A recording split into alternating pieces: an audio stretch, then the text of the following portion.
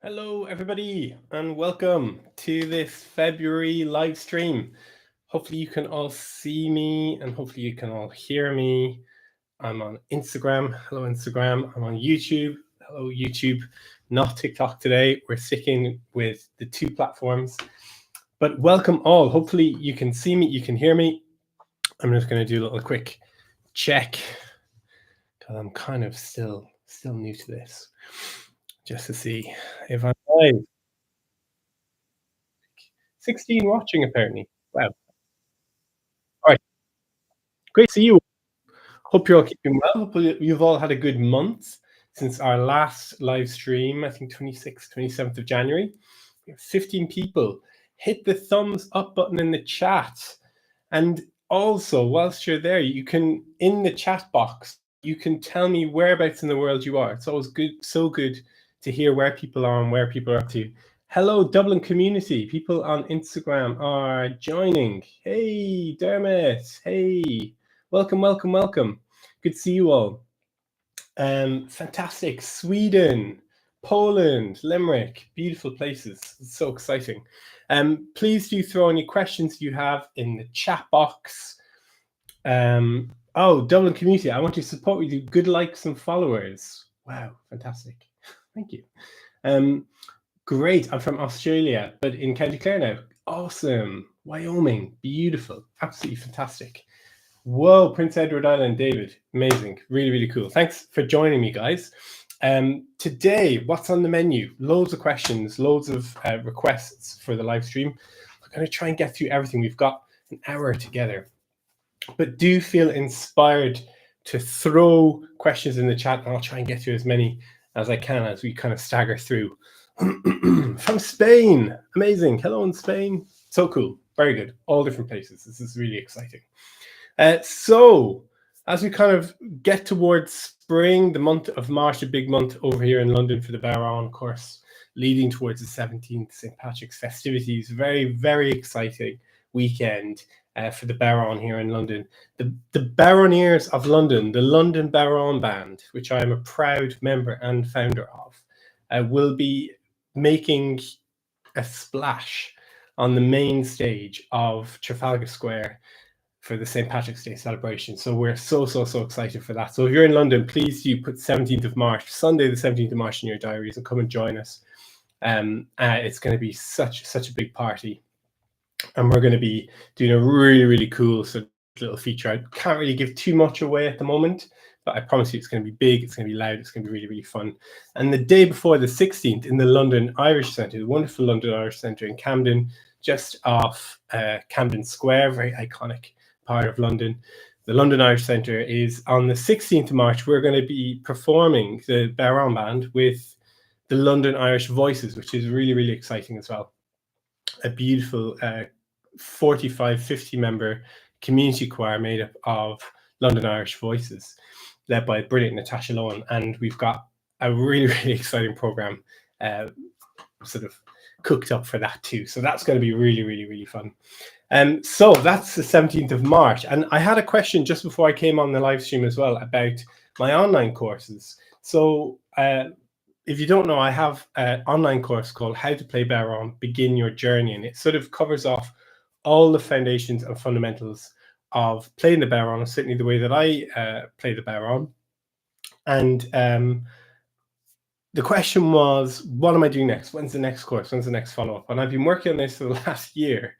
Lots of videos, lots of editing, pulling together all the parts, and I'm in the final stages of doing that. So my next course should be out in May. That's sort of where I'm aiming towards at the moment. There's still quite a lot of editing. It's going to be over 5 hours of video content, lots of original recorded tunes and content for you to practice, develop your practice.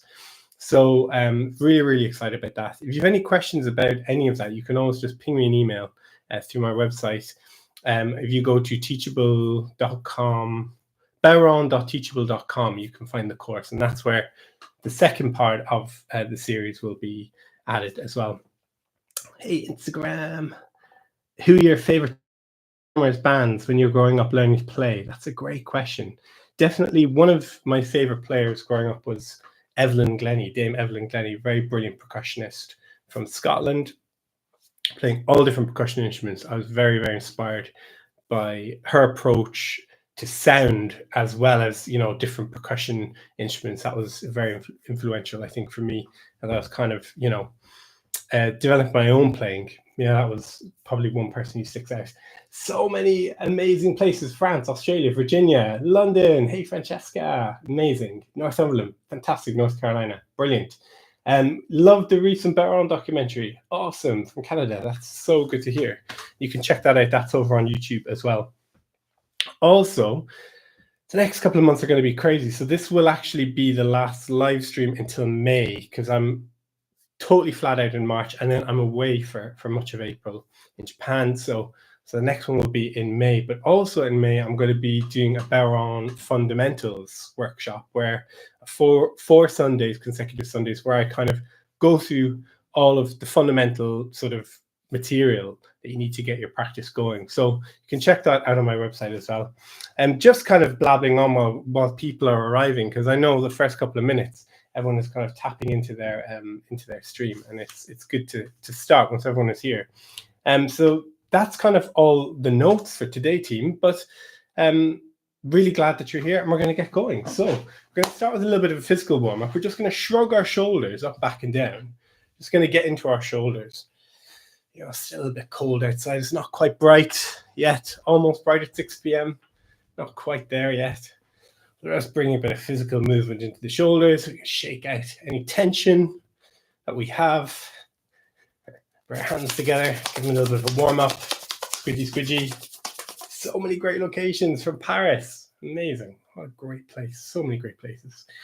Really, really good. And then we'll grab our drums, team.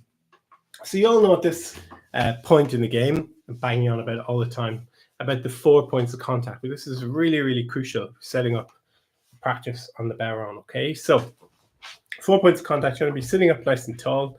The first is between knee and hip socket. You'll notice I'm quite a low chair here.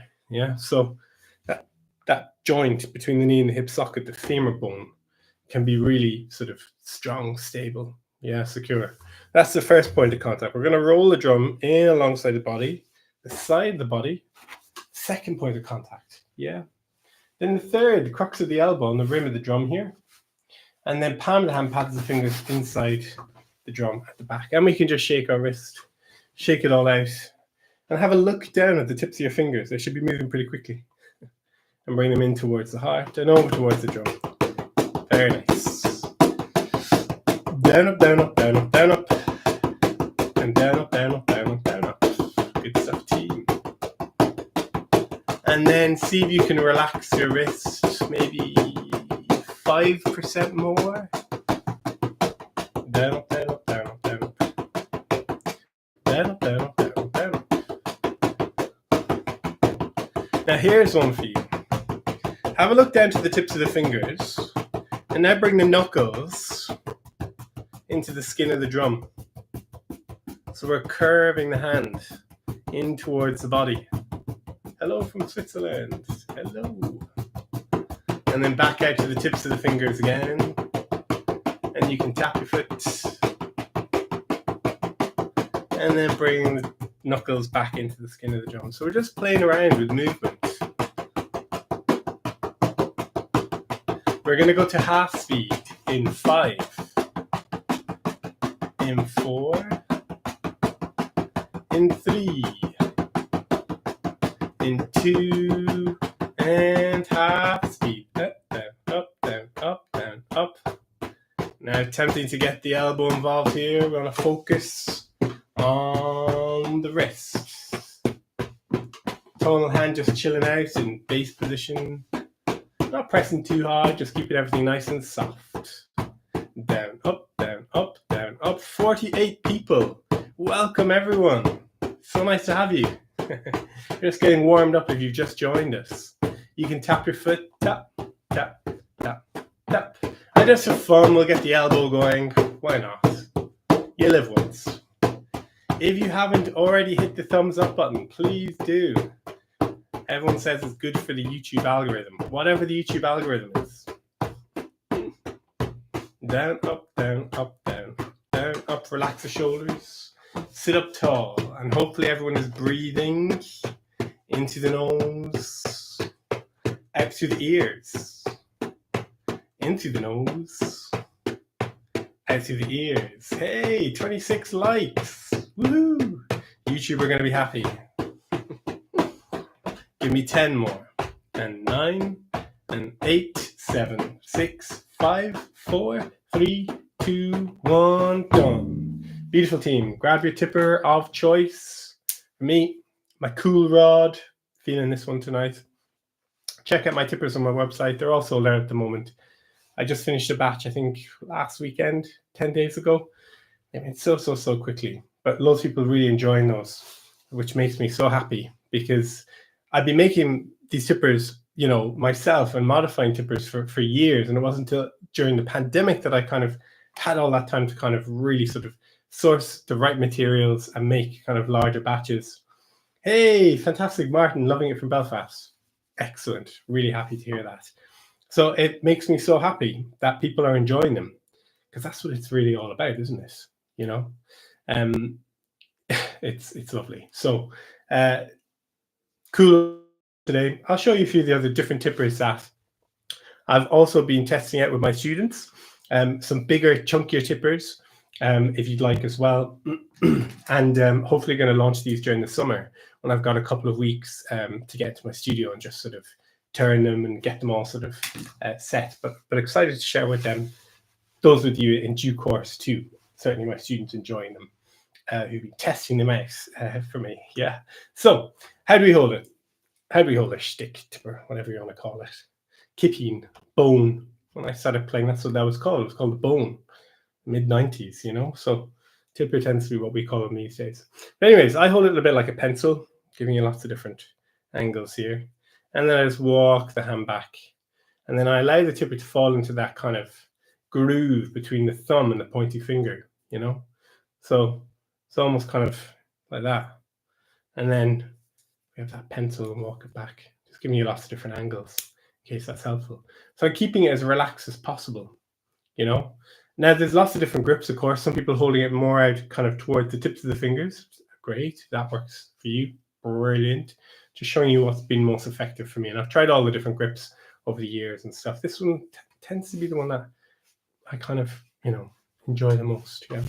So once we're here, tip of the pencil in towards the heart, over towards the drum.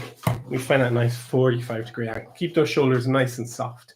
Remember, when we breathe, when the breath is slow and deep, the rhythm flows. Yeah, when the breath flows, the rhythm flows. So you got to breathe in and out through the mouth fast. It's going to make our heart rate go faster, and it's going to make it much more difficult to tune into that rhythmical frequency in the brain. Breathe in nice and deep, soft through the shoulders, right into the back of the lungs. Yeah, that really helps us to tune into the rhythm. So sometimes it can feel a bit like, why are we talking about breathing? Why are we relaxing the shoulders? But certainly for me in my playing, I found it all connects. Yeah, so that's why I include it in my lessons, really. So, tips of the pencil, tuning in towards the heart, and then over towards the drum. And here we go. This is it, team. Down, up, down, up, down, up, down, up. Down, up, down, up, down, up, down, up. How's everyone on Instagram? Let's have a look. Down, up, down, up, down, up. Oh gosh, any comments, any questions? Nothing. How many bodhráns do I have? Oh my gosh. Well, in my education kit, so I have a big sort of 3 big bags of bodhráns. And there's 45. So I usually say I offer workshops up to 30 people. But I can technically go up to 45. And then here on the shelf, I've got maybe 1, 2, 3, 4, 5, 6, 7, 8, 9, 10, 11, 12. There's one up there as well.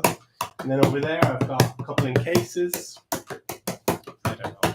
And I just ordered a new drum from the very brilliant maker, Shawnee McGrath, which I'm very excited about. So that's it, you know. That's what I like to do. I like to have drums. Hey, glad you enjoyed the documentary. Thank you, Nate. That's kind. Do check out the documentary. Tell a friend. Down, up, down, up, down, up, down, up. Keep it going. Sitting up tall.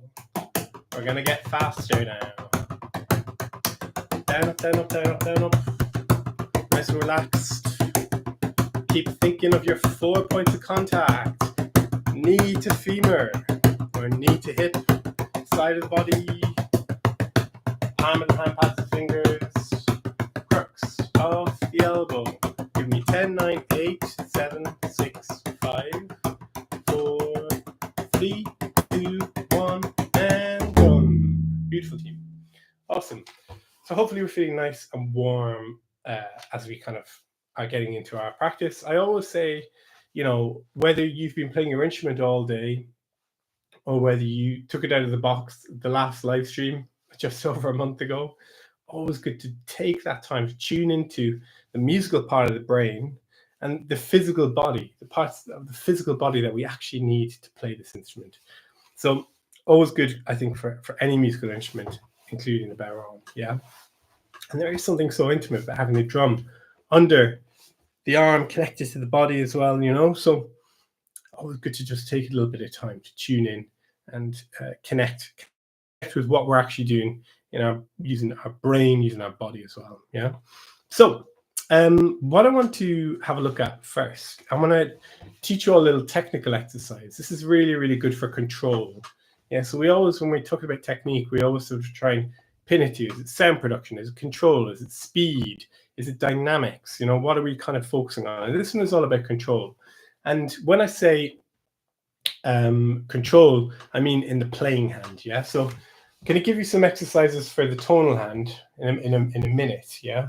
But we're kind of really focusing on the playing hand for the moment, yeah? Just right now for this moment. So jig time, so 1, 2, 3, 4, 5, 6. Quick reminder of our fundamental jig pattern. Goes down, up, flat, down, up, flat, down, up, flat, down, up, flat, down, up, flat, down, flat, down, up, flat, down, up, flat, and up. A little bit quicker.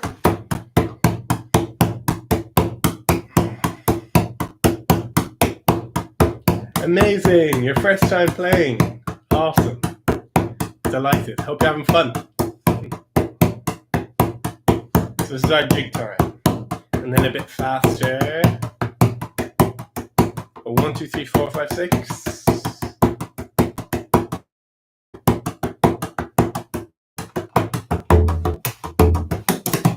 Super. So that's our jig time. Now we're going to really focus in on the sticking. We're going to do 4 rounds of down, up, flat, 2, 3, 4. That's the first bit of the exercise. So it goes down, up, flat, down, up, flat, down, up, flat, down, up, flat. So when I say a flat stroke is just like a downstroke, but has a different destination. With the downstroke, we start with the tipper pointing towards the chin, finishing at the belly button, down. When we do a flat stroke, it's the same quality of movement as the downstroke, but we have a different destination, and it's the same destination where we started. So chin to chin, flat, flat. Say in and out, but it feels just like a downstroke, but it's got a different destination, like a ricochet back, bounce back. Of course, we don't really get much bounce back on the bodhrán. Of course, if we're playing really tight, really fast, sometimes we can get that, or it can feel like a bounce, but not in the same way if we're playing drum set or a snare drum or something like that, where we're really reliant on the bounce and the rebound. Of course, the bounce being the first, and then the rebound being the second stroke, yeah? So, so that's my flat stroke. So it goes down, up, flat, down, up, flat, down, up, flat, down, up, flat. 4 of those, yeah? Next up, we're going to do down, down, up, down, down, up, down, down, up, down, down, up. So double down, of course, double down. Oh, we all hate double down, right? Because we're having to fight gravity. But really just go for that full range of motion. Down, down, up, down, down, up, down, down, up, down, down, up. So, down, up, flat, down, up, flat, down, up, flat, down, up, flat, followed by down, down, up, down, down, up, down, up, down, down, up. Third limb or third part of the exercise is going to go down, up, up, down, up, up, up, up, down, up, up. So down, up, up, down, up, up, down, up, up, down, up, up, followed by down.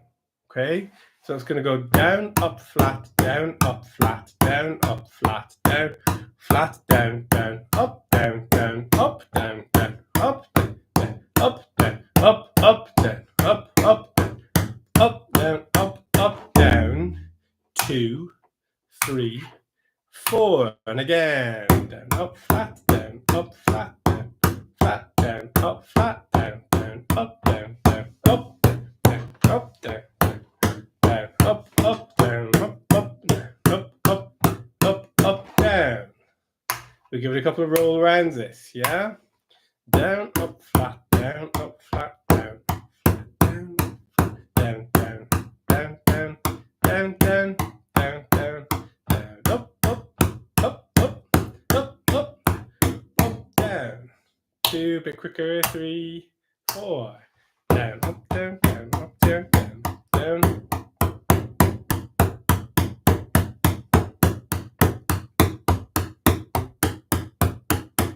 Good. A bit faster.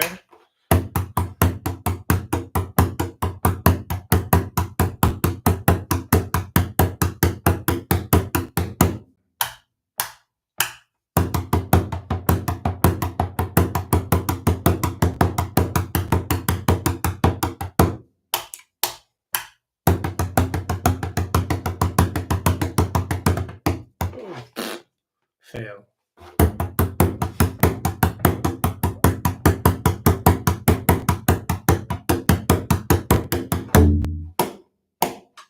I need to practice too, guys. It's been a long winter. Does anyone feel they're ready for a bit of spring? Ready for it? Cool. This is such a good little exercise to do. Also, a really good idea to get this going with the metronome. So we're to take metronome, my favorite metronome. Metronome, Rory's metronome of choice is Metro Timer. Yeah. So Metro Timer. We set our metronome. Whoa. Taquita, taquita, taquita, taquita. 90 BPM. Hopefully you can all hear this. We can try it. Ready, steady, off we go. Down, up, down, down, up, down, down, up, down, down, up, down, down, down, up, down, down, down, down, down, down, down, up, up. Ready, and again.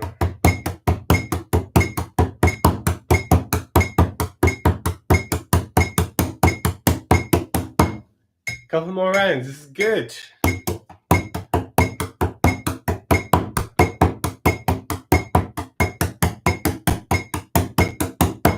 And one more.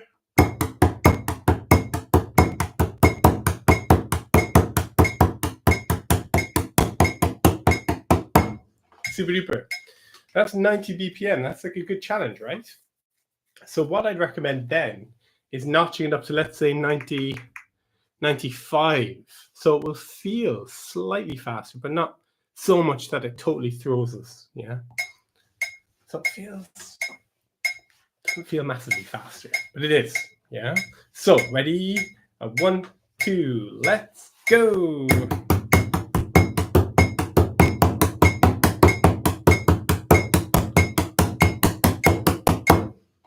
Nice. One more time.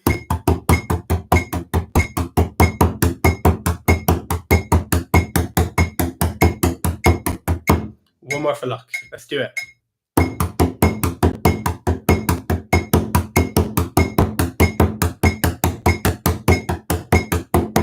Cool. Up to 100. Let's try it, guys. Ready, steady. Off we go.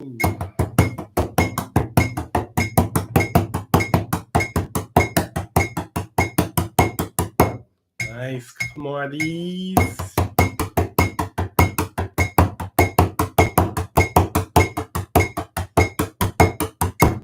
One more for luck.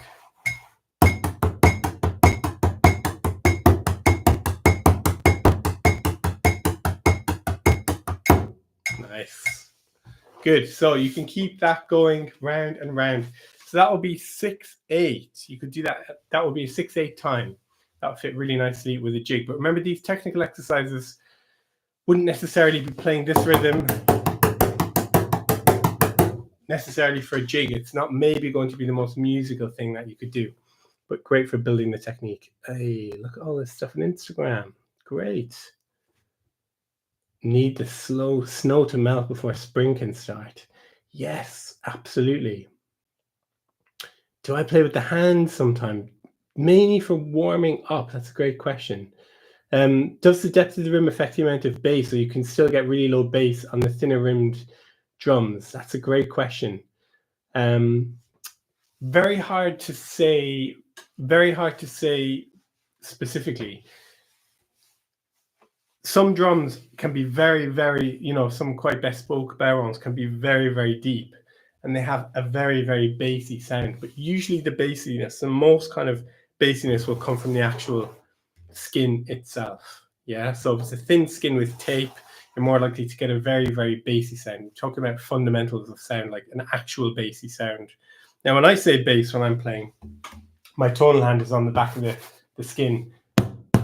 I'm just thinking of a low, dry sound. It's not necessarily the most bassy of sounds, specifically in terms of like the actual acoustics of what bass is, the lowest frequencies.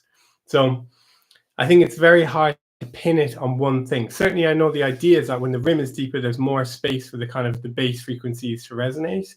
But again, it really depends on the drum. Some drums are like spookily, like weirdly bassy. I mean, this little Belgarth was made in 2007, so a really old drum.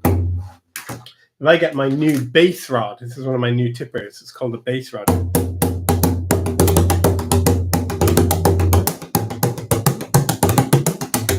There's something about this drum that's so bassy, even though it's only 12-inch diameter, smallest bodhrán that I have, and it's not that thick. It's probably 4 inches deep.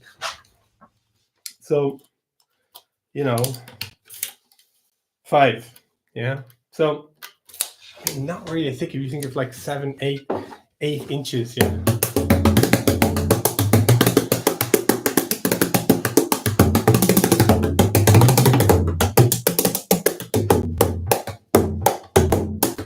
Such a nice little drum. Definitely need something under my left leg. I kind of like sat like that when I'm playing it, used to playing the slightly bigger drums. So that's a great question about bass. And then there's something else here as well. Cool, very good. Nice one, Insta. Great. Yes. Okay, so now that we're kind of talking about sound, it's about time we really sort of get into the tonal hand. Yeah. So one of the questions that I had was someone asked if I could just go through the different tonal hand shapes that I use in my own practice when I'm playing and when I'm teaching. And I always sort of precursor this with a kind of lots of different ways to do this. Is just my approach. Yeah. So this is how I sort of try and think about the different positions for creating the maximum number of sounds or tones from the drum. Yeah. And of course, worth remembering as well that each drum will have different talkative points. Some will be very talkative in the higher registers, some will be very, very, resonant in the lower frequencies. Some have a lovely sort of high-pitched voice, as I say. This one, let's see, it's kind of in tune. And this one has a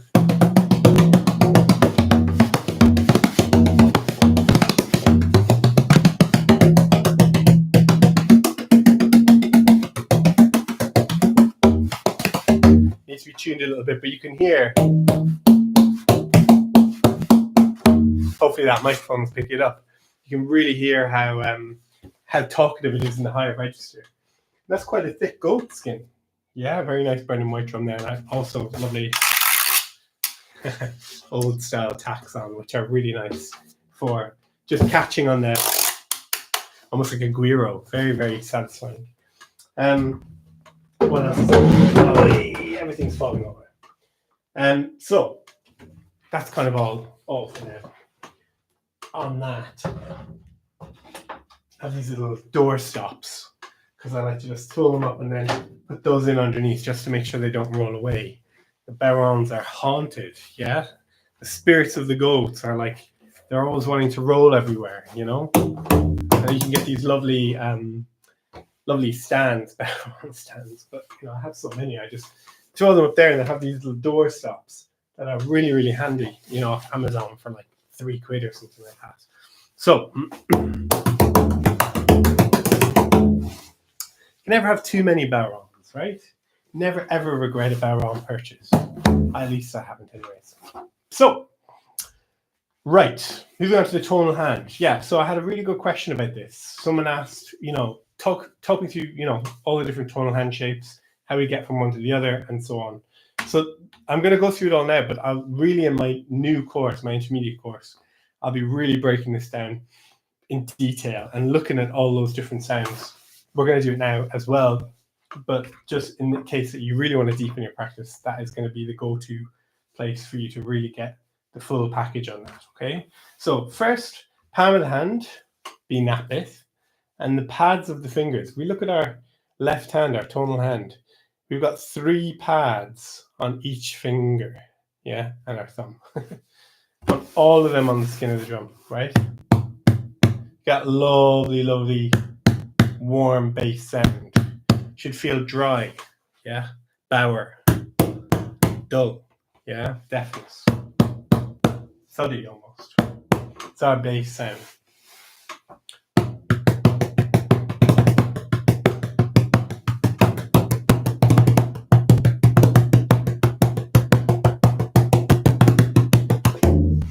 So that's our bass sound. And I use bass in terms of B-A-S-S, you know, like a bass drum, but also as B-A-S-E, you know, the foundation sound. Always good to just get that tonal hand on the skin of the drum. That's your foundation. That's your starting point. All right. So palm of the hand, pads of fingers on the skin of the drum at the back, bass sound.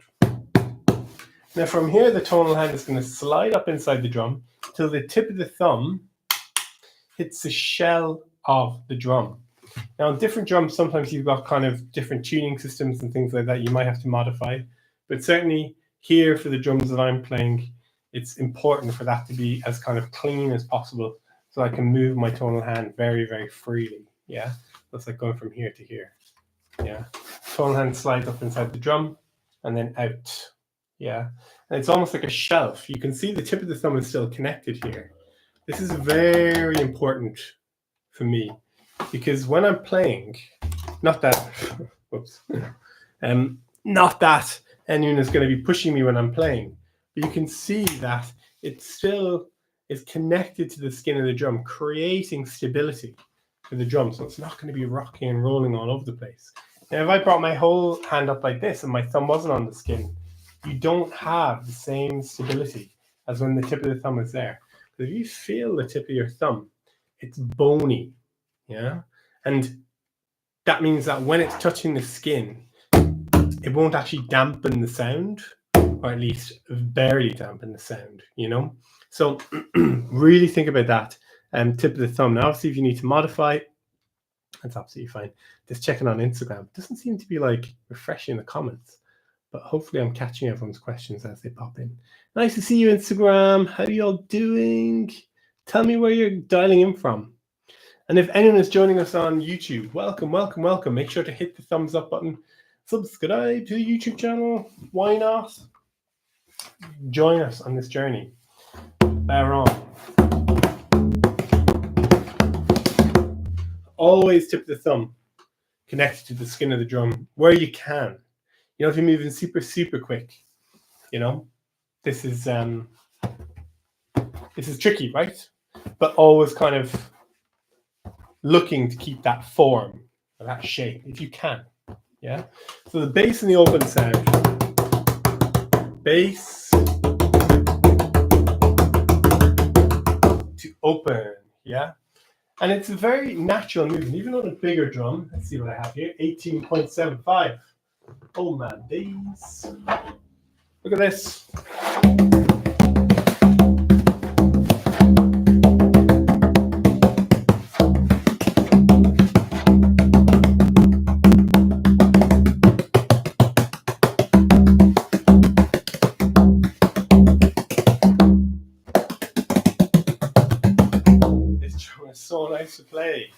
So satisfying. Again, the slightly bigger drums, the bass rod, and Hot Rod Plus, my new tippers coming out during the summer.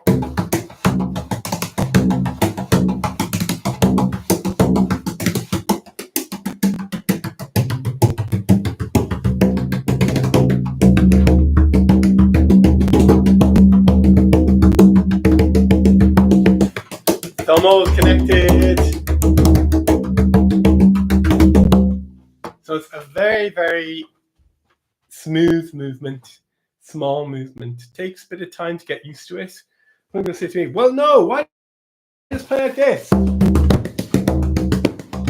course, you can do that. You can do whatever you want, yeah? But for me, it's very important to have a sort of a formula and a structure for which to build my practice, and then I can share that with my students so that when they're building their practice, they have a formula. So it's not just me going, yeah, you could try like that. Yeah, if it works, you can kind of go with it. Yeah.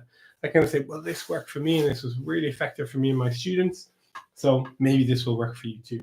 But of course, there's always room for going off the tracking, experimenting, trying different things, trying new approaches. And of course, as I always say to all my students, online, on streams, in Zooms, in person, listen and learn to as many different, listen to and learn from as many different players as you possibly can, whether it be on the bodhrán, the fiddle, drum kit, singing, whatever it might be. Be like a magpie. Take the bits that you like and that serve you and that feed you in your practice. And then you can leave the bits that don't really work for you, you know, because we all find different ways into all of these different, you know, things. So be like a magpie. Draw the bits that serve you. Yeah. Cool. All right, everybody. So, open sound. Bass.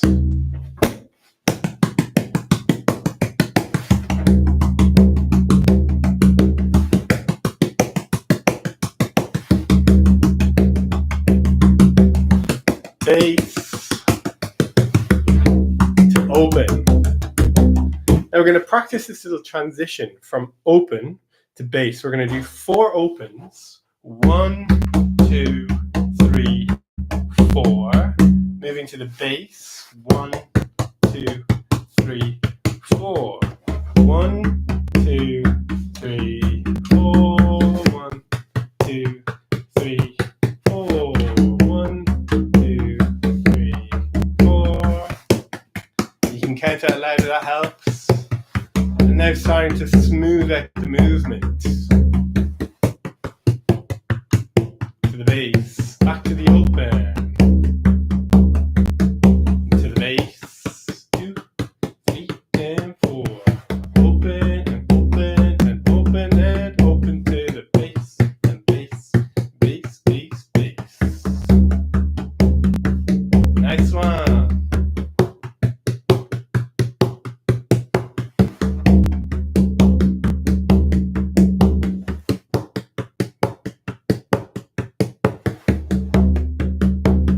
Last one. Beautiful, team. Next sound that we're going to have a look at. Moving from the bass position. Let's move back to the smaller drum. A little bit tricky getting it all on camera, particularly for Instagram. Palm of the hand, pads of the fingers on the skin of the drum. Whoa, let's get this guy safe up here. Tonal hand slides up inside the drum till the tip of the thumb, tip of the pointing finger connects to the shell or the rim of the drum. And then we push with the base of the pointing finger. So it's almost like creating an L shape.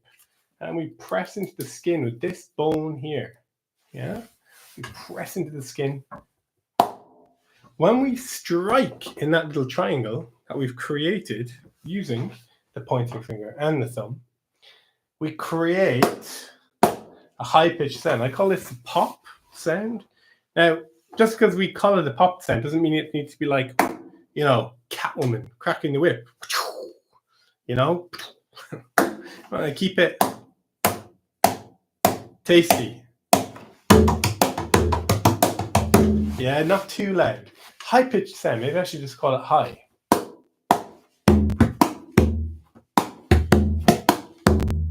So our pop sound. We'll stick with pop. But, you know, we want to keep it within context. So the open, the bass, and the pop. The open, the bass, and the pop all kind of flow and fit nicely together. So it feels like they're connected, yeah? So we've got the bass sound and the pop sound and the open sound and the bass sound and the pop sound and the open sound and the bass, the bass, the bass and the pop, the pop, the pop and the open and done. So we've got loads of fun sounds that we're kind of rolling around with here. I'm going to add another one into the mix that's kind of leads very nicely from the pop, and I call this a slide sound. And what in essence we're doing is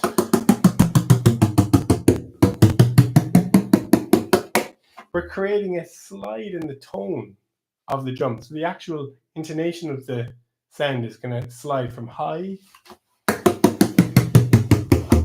to low. Yeah. Again, on different drums speak in different ways, you know. So try this anyways with me and see how we get on. The pointing finger and the thumb are going to create like a bar. We want the thumb to be as close to the pointing finger as possible. Yeah. So it creates almost like a wooden bar at the back of the drum.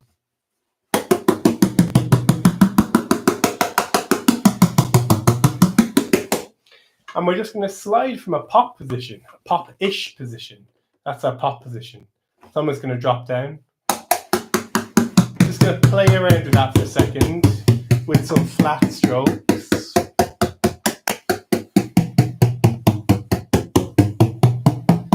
Hey, just started playing the bodhrán today. Awesome. Welcome. You can go from bottom to top.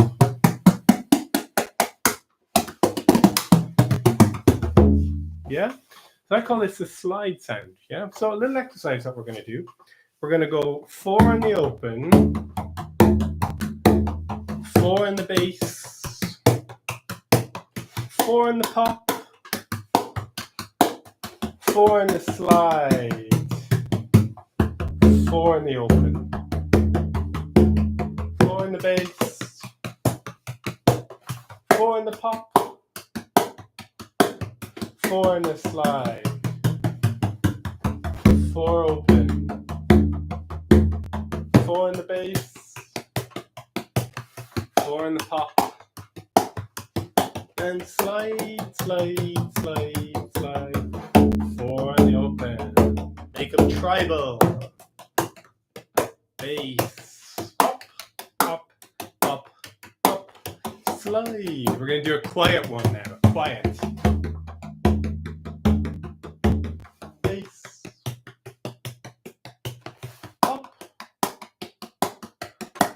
And slide a bit louder now. Open.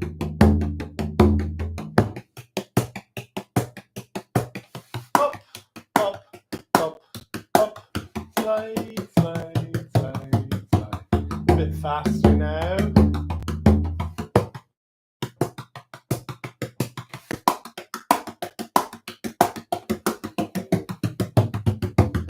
Open. Bass and bass and bass and bass. Up, up, up, up. Slide, slide, slide, slide. Open. Bass. Up, up, up, up. Slide, slide, slide, slide.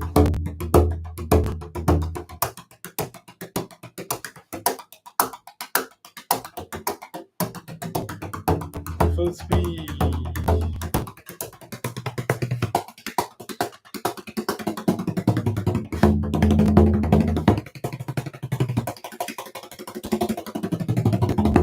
Whoa. Okay, so metronome is your friend. Practice this one. Start slowly, gradually ramp up, gradually get that metronome going faster and faster. Now, someone asked me about slip jigs in Instagram. You can actually apply this exercise to the slip jig. Of course, slip jig, 9 quick beats that go round and round and round. 1, 2, 3, 4, 5, 6, 7, 8, 9. Down, up, flat, down, up, flat, down, up, flat. You can do 1 bar in the open, 1 bar in the bass, 1 bar in the pop, slide.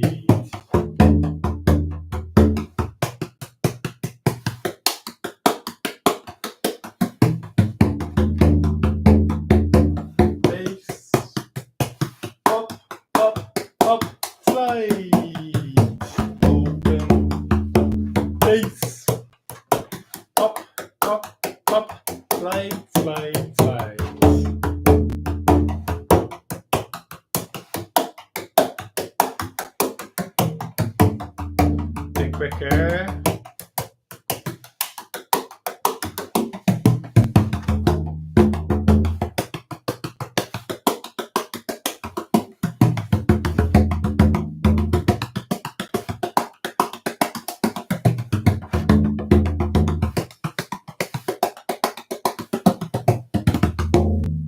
Yeah, so you can apply it to a hornpipe. Yeah. 1, 2, 3, and 4. Oh, flying barons. Perfect.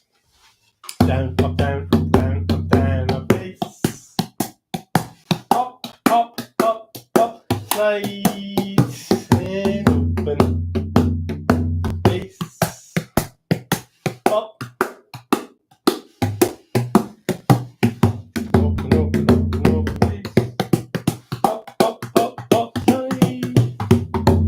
Yeah, these are great little exercises for firing up that tonal hand. Of course, the tonal hand being hand inside the drum. Look, my whole hand almost fits across the whole. Yeah, it's got to make that micro movement. So maybe you've got a small drum too, yeah?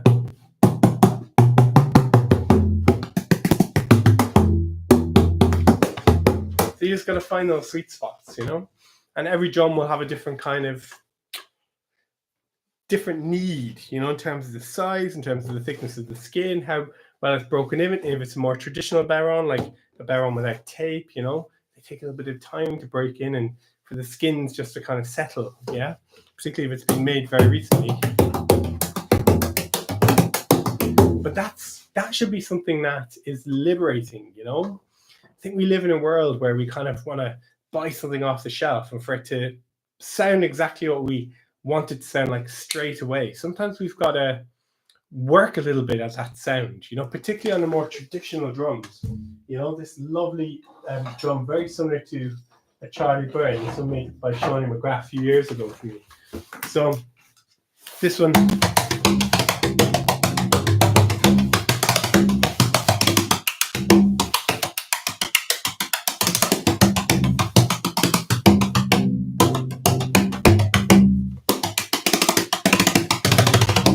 Deer skin, you know, you see the beautiful coloring, right? You can hear it's almost hard leather. Yeah, the skin, but it takes a different kind of playing in. This took a few years for this drum really to kind of wake up, you know, the skin to settle down. It's a different kind of touch in the tonal hand. You can't really get much push sound on this one. There's not really much in it, you know. It's softer, small variations in the tonal hand.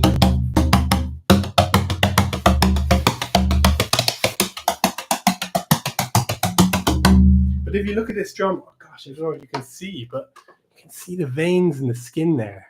Let's see. See the veins in the skin? Maybe on this side as well you can see it. This is the sign of a very good skin. You can see the veins. Yeah, very, very good quality skin. So if you're looking at bodhráns, and particularly the really top makers, you know, the handcrafted bodhráns, look out for those veins in the skin. You know, it's always a sign of a very good skin. Very, very satisfying drum to play. Very, very satisfying, but very different, you know. So it's kind of being aware of that. And in this new course that I'm going to release in May, I talk a lot about that, you know, developing the sound and that quality of sound, and how different drums will speak in different ways, and how we kind of tune into that and tap into that. That's so important, you know,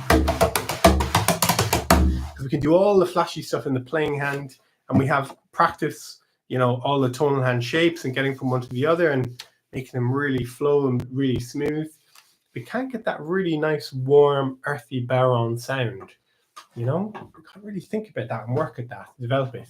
And as I said, you know, it's kind of, we live in a sort of, I guess, a world where we want to buy something off the shelf for it to be almost like a computer, switch it on and for it to do exactly what we want straight away. And actually, you know, from my experience with musical instruments, you got to sit with the instrument, you got to live with it, you got to get used to how it works and understand how it reacts in different temperatures, you know, how it reacts with our body, tuning it, if that's the case, and make that kind of connection with the instrument.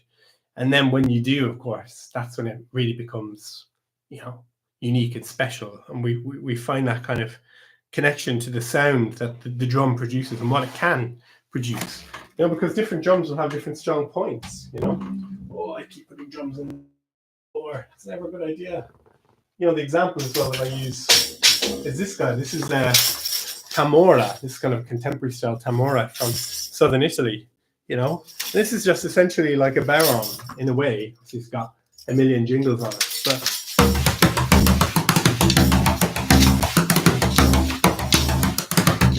you know, in essence, very similar.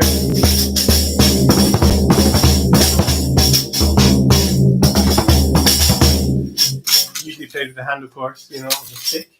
But all these instruments speak in their own way, you know. Our job is to really kind of find that way to kind of get them doing their best, you know. And it's not a kind of a one size fits all and you know, buying the sound off the shelf. I think this is kind of something to just stew with and think about, you know, and how we can really draw that sound from our instrument. What else do we have? This one. So too many bodhráns, or never enough bodhráns. So team, as we start to kind of wrap up now, we've looked at the tonal hand, we've looked at those jig sticking patterns. This is a final kind of point for any final little bits of questions. Let me have a look at the chat. 8 is a little hard to hold as I'm learning. Yes, 8-inch bodhráns are quite small, so that's even smaller than the 12-inch, right? So this requires a little bit of, you know, rejigging just to make sure it's nice and comfortable. Yeah, really good. 16 is best size. 18 is a bit large for sure. For most people between 5'6", 5'7", and 6 footish, the 16 is going to be the best size really. And it fits nicely underneath, you know, the arm, the crux of the arm, you know, which is where we want it to sit. Of course, with the bigger drums, we can modify 18.75 inches. We can modify, you see it's well over my shoulder here.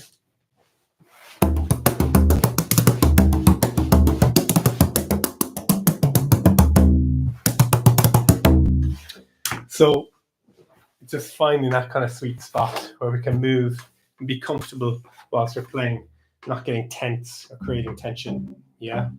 So yeah, usually the 16 is good.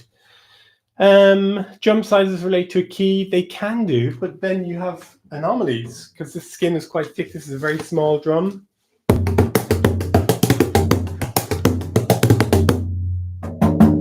And it's lower than this 15-inch. So it can do.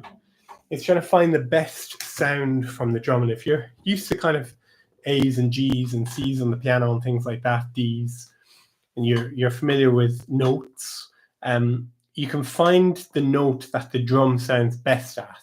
Usually D or A for some reason. D and A usually tend to be where I eventually halt. Yeah.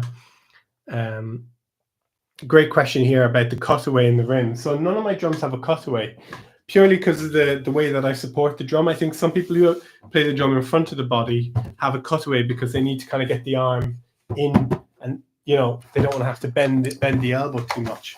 Whereas because I have the drum supported along the side of the body as well, I don't need the cutaway. And as well, I just feel more comfortable being able to move the drum around and not being in the same position all the time. So I'm not always striking the same point of the head. Now, that being said, drums do have a top and a bottom, a best kind of point, and usually relating to the spine. But the spine is on the drum. You can see on this deer skin when I put a little pencil mark the top of the drum. See it there. So I just drew that on because it to me it's the best position to get the best sound. So so I quite like changing it up. Yeah. Brilliant. super duper. I do have a bodhrán from Maliki. I have a beautiful Maliki bodhrán that I got when I was over there with him to film the documentary, and I have it in Ireland, and it's I absolutely love it, and I keep meaning to bring it to London with me, but because I'm back in Ireland a lot, I love having it when I'm over in Ireland. But I have an amazing Maliki drum, and it's a really thick one, and it's really nice, and I really ought to bring it over because I'd love to do some videos with it and to demo it. But I absolutely love this drum, absolutely love it, absolutely brilliant, such a nice instrument. My playing is a mix of bottom and top style. I don't know really. Probably a mix of a couple of different styles. How about Cooperman? I have a really nice Cooperman frame drum here. The thing with the Cooperman drums, and it's not a bad thing at all, is that they mostly are making drums with synthetic heads. Now, I know they do make natural skin drums as well.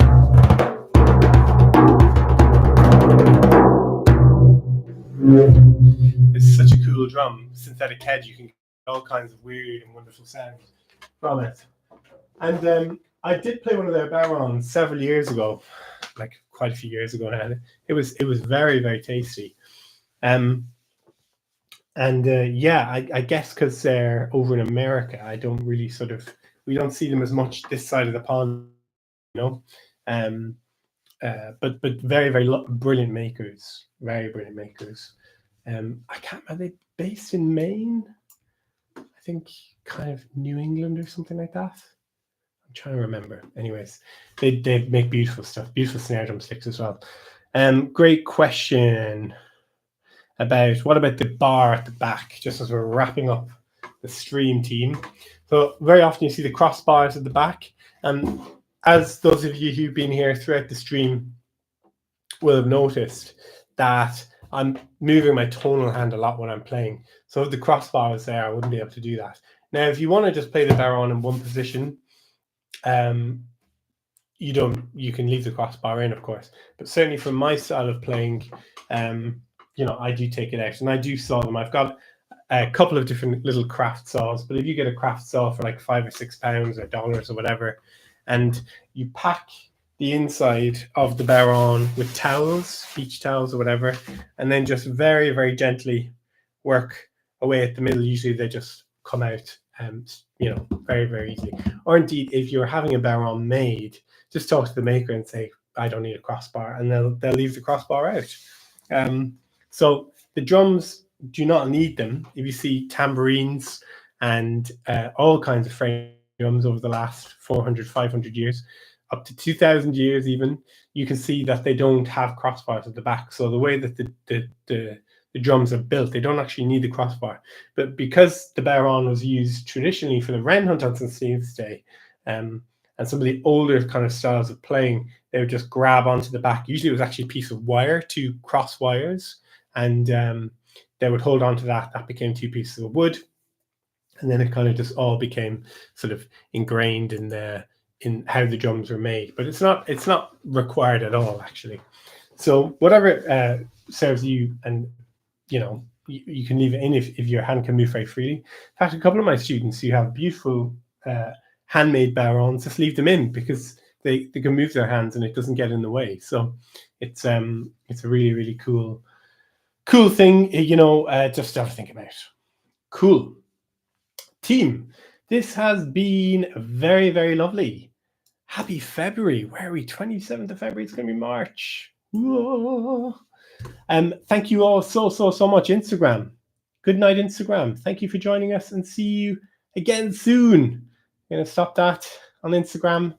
And now, I'm going to say goodbye to YouTube. Friends, this has been so lovely. Thank you for joining me. And do keep in touch on my website. You can sign up to the mailing list. I'll put that in the chat. My website.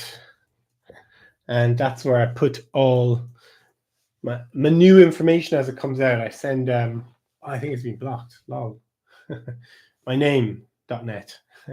That's my email, or my website. And sign up to the mailing list. And that's, I usually send a mail out, once a month, sometimes once every 2 months.